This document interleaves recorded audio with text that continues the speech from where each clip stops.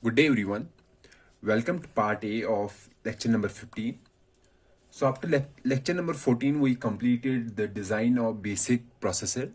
And in this particular lecture and some subsequent 3 or 4 lectures, we will be discussing the difference between single cycle and multi-cycle processors,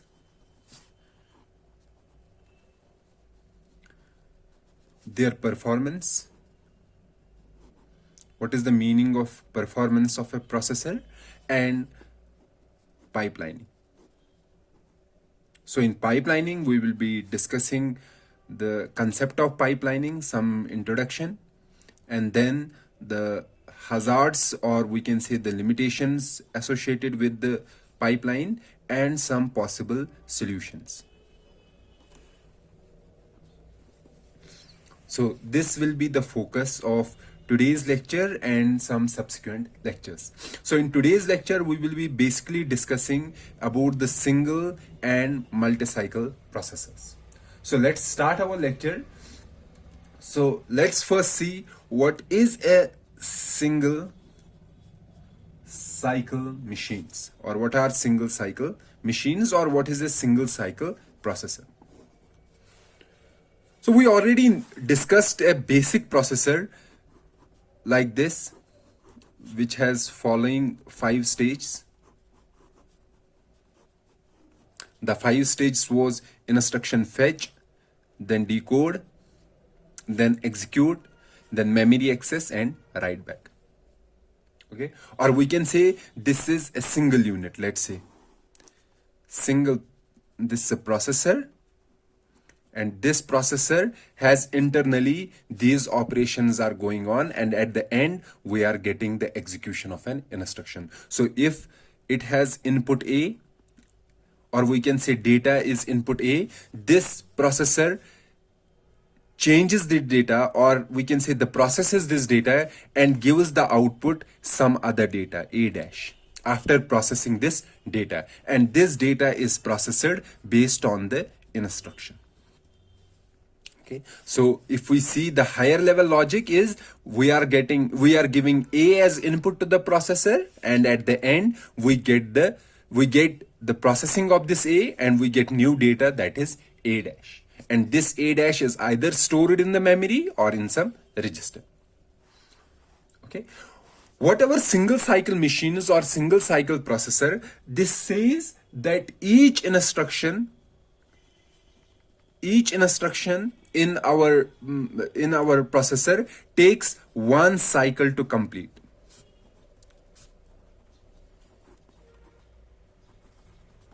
One complete clock cycle to complete. So we know that every processor is working on the basis of some clock. Okay, and that clock, for example, if we have some frequency f, then the clock is, or we can say the clock period is, 1 clock is equal to 1 by f seconds. This is our clock period, 1 clock period. So whatever single cycle machine or single cycle processor means, that this complete processor, if it is taking 1 instruction as an input, then it takes 1 cycle to complete the processing of this instruction, and at the end of the cycle we get A dash. Okay, so we know that when an instruction is processed by a processor, when our processor processes an instruction, so it gets an instruction with some data A, and it gives an output A dash. When this processor is executing an instruction, this processor, we know that there are 2 components. One is the data path, and these things, instruction fetch, decode, execute, memory access, and write back, they come in the data path. And the second is the control path. Control path is the circuit that generates the control signal. So we know that this processor in single cycle machine takes 1 cycle to complete the execution of an instruction. In that particular cycle, for example, if this is 1 cycle of the clock, 1 complete cycle, So in this particular cycle, at the beginning, we generate control signals. At the beginning of the clock. Okay, and after generating the control signal, in the remaining part of the clock, the instruction goes through these data path elements. And these data path elements take the signals that have been generated in the first part of the clock. And based on those control signals, they process the instruction. And at the end of the clock, we get our updated data, A dash. We get the completion of the instruction. So single cycle machines take one cycle to complete the execution of an instruction. And all the updates that have to be done during the execution of an instruction, for example, at the end, we have to update the register, the destination register. Okay, so all the updates are done at the end of the instruction execution. So when an instruction ends, then only we do the updates to the register or to the memory. Okay. That means whatever instruction is going here, so that instruction, after completing the execution, at the end of the execution or at the end of the cycle, we do the necessary updates. So this is the complete funda behind the single cycle machine, is that a machine or a processor takes one cycle to complete the execution. Now, one cycle means that there is some time, clock time T. So in this particular time, if this is clock time, or we can say the time of one cycle. Okay. So in this particular time, our instruction should have followed these 5 stages. Okay. So the time taken by instruction fetch, instruction decode, execute, memory access, and write back, register, write back, the time taken or the delay associated with each stage.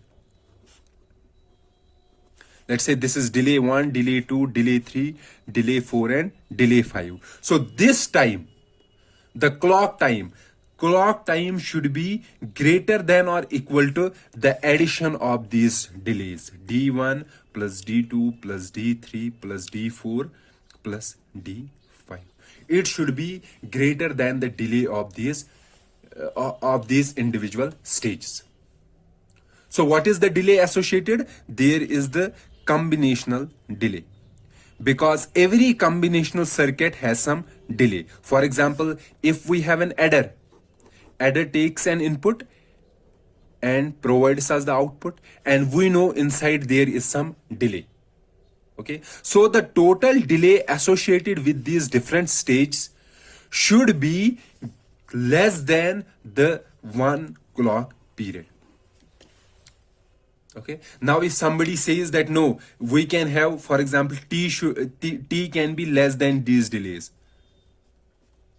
Let's say T is less than the delays associated with these different stages. Then is it possible to complete an instruction in time T?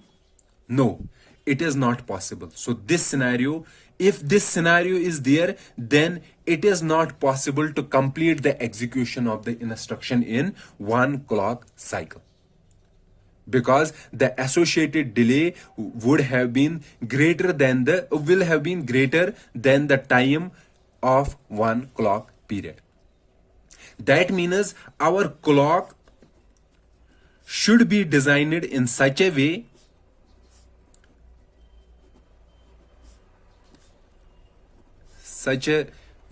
such that clock period, or we can say the time associated with one cycle, is greater than all the combinational delays. Then only we can process the instruction in one complete cycle. Okay, so this you have to keep in mind while designing a single processor machine, that the clock that you are using, that clock should be greater than all the combinational delays in the data path of an instruction or in the data path of a processor.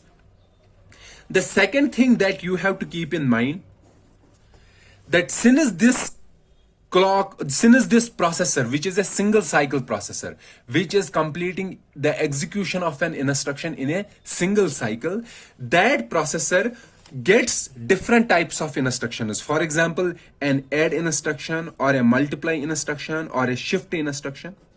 So there are different kinds of, for example, load instruction. So time taken by this instruction is different than time taken by this instruction. So all the instruction do not take equal time. So let's say this takes time t1, this takes time t2, this takes t3, this takes t4. Or we can say the delay associated for executing this instruction is t4, delay associated for executing this instruction is t3, delay associated with multiply is t2, and delay associated with add is t1. Okay, so we have a processor. This is a single cycle processor. It is taking instructions and it is giving some output. And we are saying this processor should complete the instruction in one cycle. And as I said, that time clock period should be greater than or equal to all associated delays. Now, what should be the clock period? Okay, so for addition, how much time it takes? T1. So this T should be greater than or equal to T1. Okay, so for this instruction multiply, this T should be greater than or equal to T2. Likewise, T should be greater than or equal to T4. But we know that T should be a single value. It cannot have multiple values. We cannot say that for T1 or for addition clock is different, for multiplication clock is different, for shift clock is different, and for load clock is different. Clock is same. And we have to design what type of clock should it be. So let's say this delay is 3, this delay is 4, this delay is 5, this delay is 6. Then what should be the clock period of this processor? Should it be greater than 3, greater than 4, greater than 5, greater than 6? What value should it have? Let's say somebody says, let's keep the value as 3. Clock period value as 3. Then this processor can execute this instruction in single cycle. Can this processor execute this instruction in single cycle? No, it cannot execute. The single cycle is 3. But the time taken by this instruction is 4. So this instruction cannot be completed in a single cycle. Likewise, we cannot complete this and we cannot complete this. Now, if somebody says, let's keep T as 4. T is here, clock time period as 4. Then this instruction 1 and 2 can be completed in single cycle. These cannot be completed in single cycle. So from the discussion, you can see that our clock period should be equal to the time taken by slowest instruction. Slowest instruction means the instruction which is taking the highest time. So which is the highest instruction? That is 6. So if we keep T as 6, then only all the instructions can be completed by this single cycle processor in one cycle. Okay, so what we have discussed, so for single cycle processors,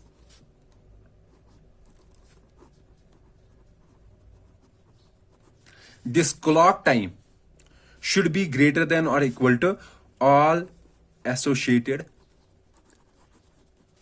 delays. And we can say this T, the time period, should be greater than or equal to the slowest instruction. Then only all the instructions can be executed in single cycle. So what I am saying here, the slowest instruction is this load instruction, which is taking how much time? 6. Okay, so this is the slowest instruction. So the slowest instruction determines the cycle time. So in single cycle processor, slowest instruction determines the clock cycle time. That means slowest instruction determines the frequency of our processor.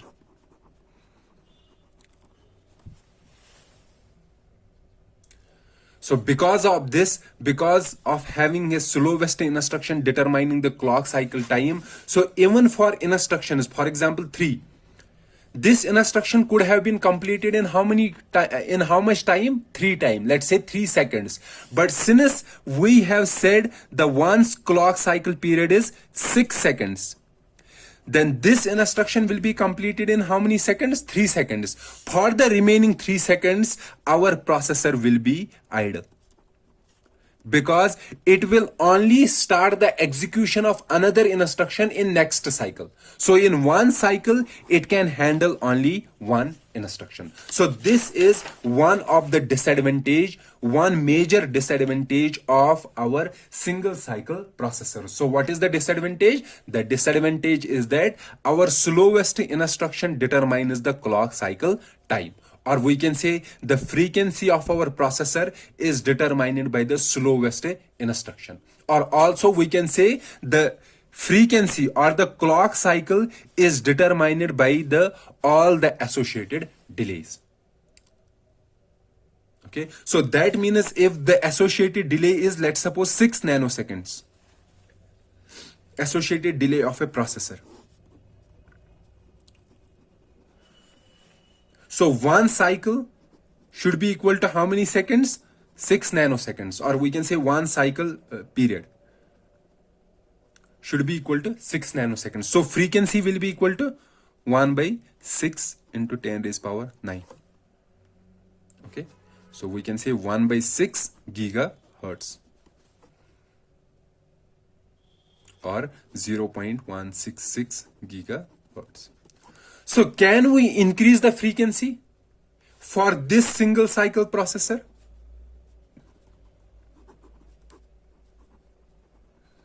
Can we increase the frequency? If we are increasing the frequency, that means time period will decrease. So that means if our time period was 6 nanoseconds, by increasing the frequency, time period will go lesser than 6 nanoseconds. But we know the associated delay is 6 nanoseconds. Then in that scenario, our processor won't be able to complete the execution of an instruction in one cycle. So our maximum frequency is limited by the processor delays.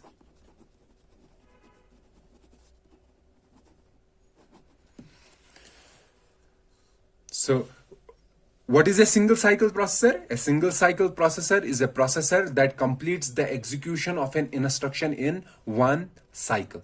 At the end of the cycle, we update all the states. However, the clock cycle period in that particular processor should be greater than or equal to all associated delays.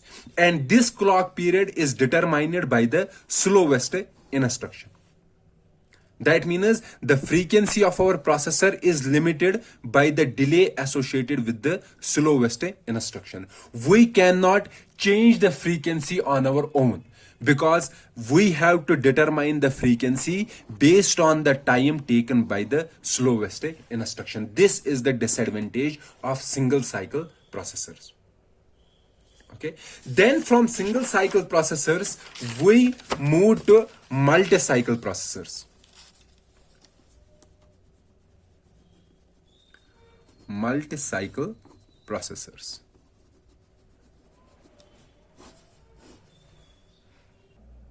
In multi-cycle processors, what we are doing, we are dividing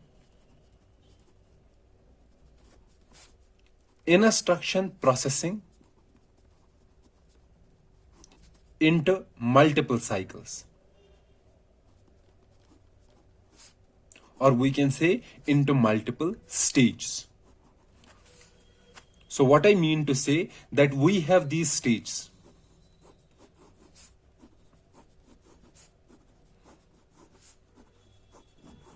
Instruction fetch, decode, execute, memory access, and write back. Instruction is input. So what we are saying that we will divide the processing of this instruction into multiple stages, and each stage takes one cycle. Let's say one cycle to complete.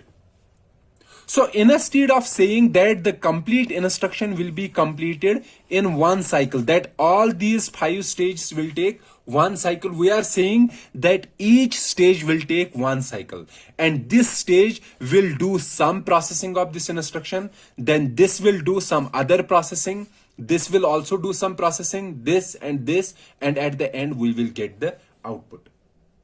So what we are saying that we are dividing instruction processing into multiple cycles. In single cycle processor, we were saying that the instruction execution will be completed in a single cycle. So by dividing the instruction processing into multiple cycles or multiple stages, we can make the updates during the execution as well. That means in single cycle, the updates were done at the end of the execution. However, here we can do updates during the execution because updates are to be done at the end of the cycle. Since the cycle ends here, so here we can make some updates. Here also we can make some updates. Here also we can also make some updates.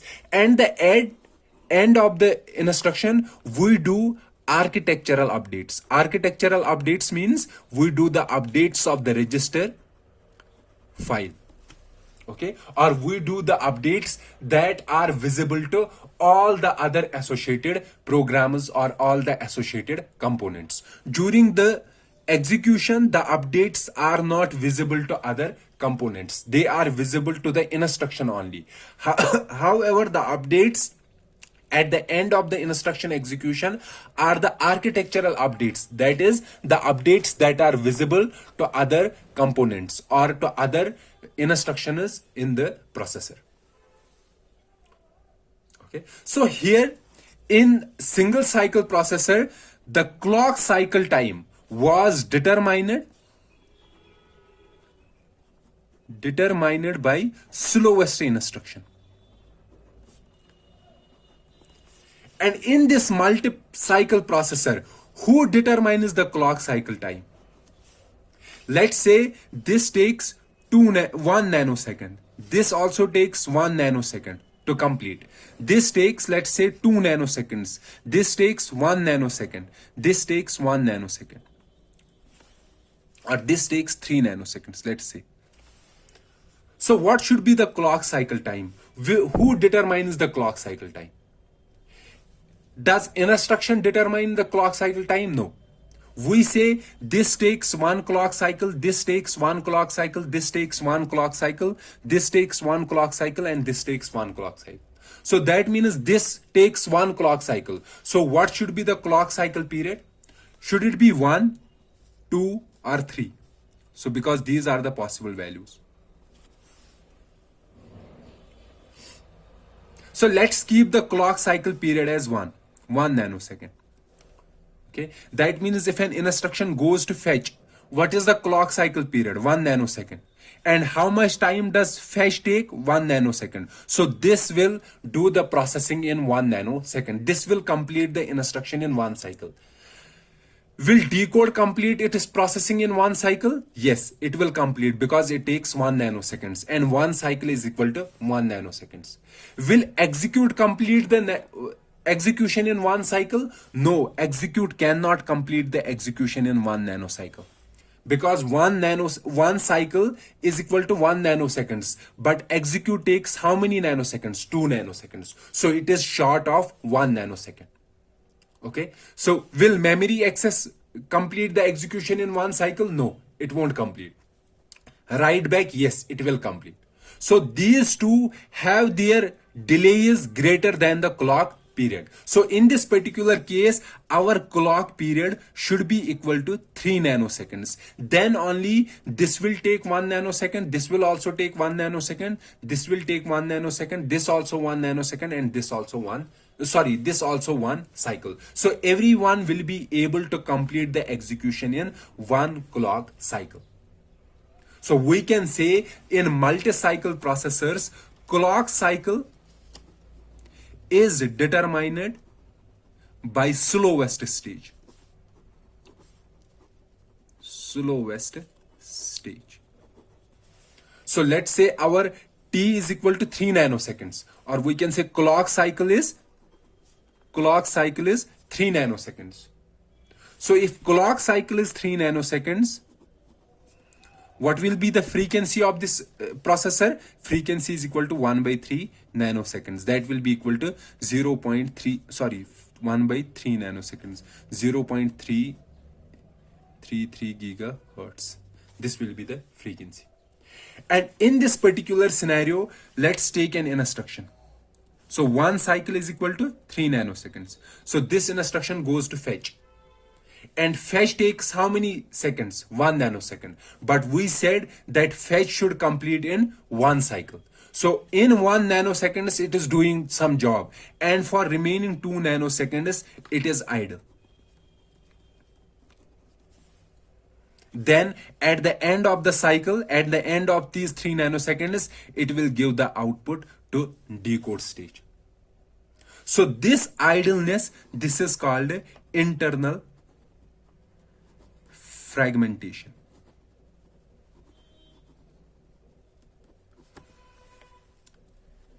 So having such design leads to internal fragmentation. However, we can solve this problem. How we can solve this problem? We can say that let's divide execute in 2 separate stages. For example, instead of having 1 execute, let's have execute in this manner: execute 1, execute 2. So this is doing some processing, this is also doing some process. Let's keep it 1 nanosecond, this also 1 nanosecond. Decode is 1 nanosecond and fetch is also 1 nanosecond. Then comes memory. Memory, let's divide it internally into 3 parts: M1, M2 and M3. Let's say this takes 1 nanosecond, this 1 nanosecond, this 1 nanosecond, and then write back that also 1 nanosecond. In this case, what is the maximum delay of a stage? The maximum delay is 1 nanosecond. So clock cycle period can be made 1 nanosecond, and as a result, frequency will become 1 gigahertz. Okay. So we can increase the frequency in this particular processor by dividing the slowest stage into multiple stages. So the frequency, increasing the frequency here is the architectural choice. So from the architecture, we can change the architecture to increase the frequency. However, in single cycle processors, the frequency change is determined by the time taken by a single instruction, and we cannot change that at the physical level. Okay, we can make some changes to make a circuit fast, but we cannot make a circuit fast after some point, because after some point we cannot change the associated delays, or we can say the combinational delays. They are inherent to all the logic designs or all the logic circuits. So in multi-cycle processors, frequency can be changed by changing the architecture of our stages. So what is the advantage of multi-cycle machine over the single cycle machine? The advantage is that here the cycle time is determined by the slowest stage. Okay, so we will say the cycle time here is 3 nanoseconds. However, in single cycle execution, this time was determined by the slowest instruction. So the frequency of multi-cycle processors is higher than the frequency of single cycle processors. Frequency determines the speed. Okay, so the frequency of single cycle processors is much lower than the frequency of multi-cycle processors. It is because in single cycle processors, the time period is determined, or the clock cycle is determined by the slowest instruction, whereas in multi-cycle processors, the clock period is determined by the slowest stage. So in this discussion, we can say that in single cycle processor,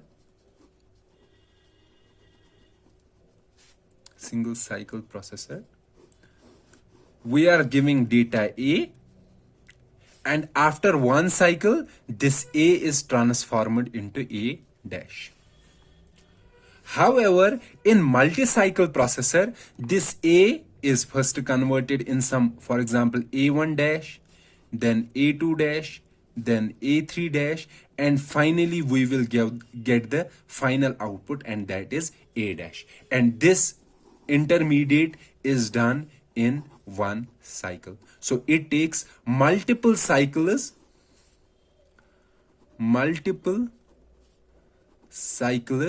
to complete the processing of instruction from A to A dash. So in this particular scenario, how many cycles are required to complete one instruction?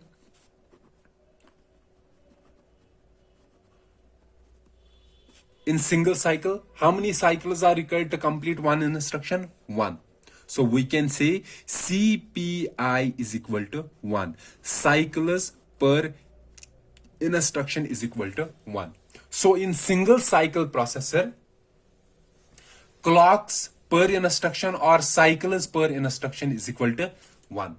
However, in multiple cycle processor, how many cycles are required to complete one instruction?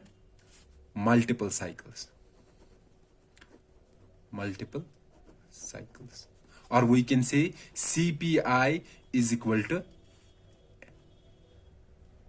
X, and X is greater than 1. So for multi-cycle, CPI is greater than 1. And for single cycle processor, CPI is equal to 1. So somebody will say that single cycle processors will require one cycle to complete instruction. Okay, and multi-cycle requires multiple cycles to complete instruction. So which one is efficient from these two, single cycle or multiple cycle? So if somebody asks this question to you, a single cycle processor takes one cycle to complete instruction, and multiple cycle processor takes multiple cycles to complete instruction. So which one is efficient? Which one is fast? So initially, somebody will answer that since this single cycle is taking only one cycle time, or we can say CPI is only 1. So that means when CPI is less, that means lesser number of cycles are required to process one cycle. That includes that processor is fast. And when CPI is greater than 1, that means multiple cycles are required to complete the execution of an instruction. That means this processor is slow. So this discussion is saying that single cycle processors are fast than the multiple cycle processors. So is it true? From the discussion, it seems that it is true. Because here CPI is equal to 1. That means every instruction is completed in one cycle. Here CPI is greater than 1. That means every instruction is completed in multiple cycles. Okay, so since here CPI is 1, that means this is fast. And here CPI is greater than 1, that means here it is slow. But we forgot the another thing. The other thing is that here one cycle will be determined by slowest instruction. And here one cycle will be determined by the slowest stage. So let's say the slowest instruction here, slowest instruction takes 10 nanoseconds. Then one cycle is equal to 10 nanoseconds. Here, one cycle is equal to slowest stage. So let's say slowest stage takes 2 nanoseconds. So one cycle here means 2 nanoseconds. Let's say here CPI is equal to 4.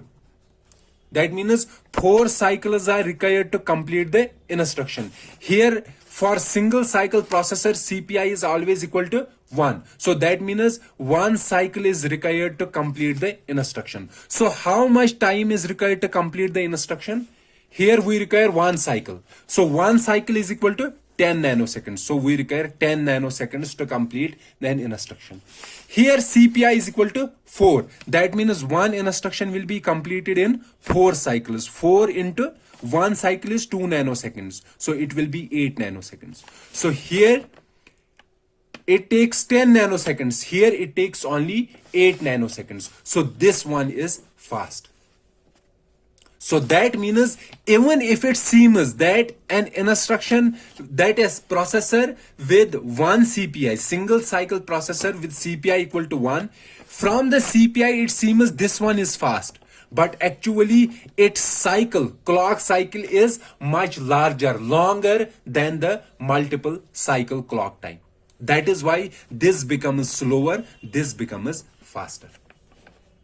So that should be your answer. However, in case of multiple cycle processor, if we have two multiple cycle processors, P1 and P2, and they have same clock time is same for both. This is processor P1, this is processor P2, and both are multiple cycle processors. They have same clock time. That if it is CPI is X and its CPI is greater than X, so which one is better, P1 or P2? Since their clock time is same, then that means whatever processor has lesser CPI, clocks per instruction, so whatever processor takes less clocks to process the instruction, that processor is fast.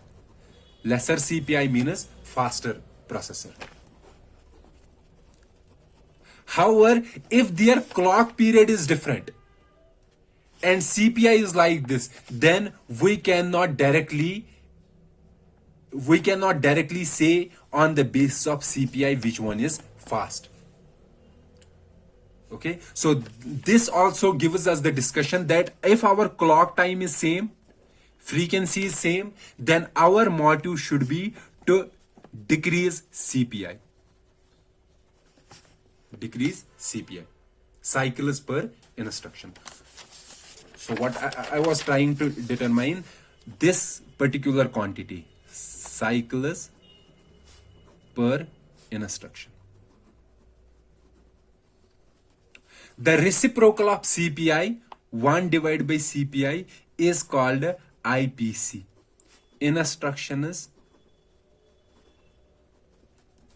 per cycle. Okay, so that means if our clock period is same, then lesser CPI means faster, or we can say higher IPC. Since CPI is reciprocal, inversely proportional, higher IPC means faster. So our aim should be to decrease CPI or increase IPC. This should be our aim for multi-cycle processors. Our aim should be to increase IPC or decrease CPI. And as I said, for single cycle processors,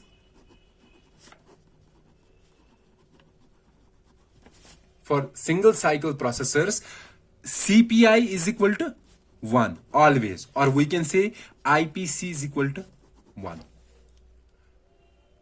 And for multiple cycle processors,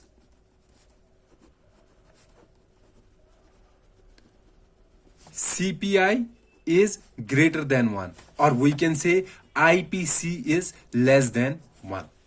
So our aim should be to increase IPC to bring it closer to 1, and to decrease CPI and bring it closer to 1.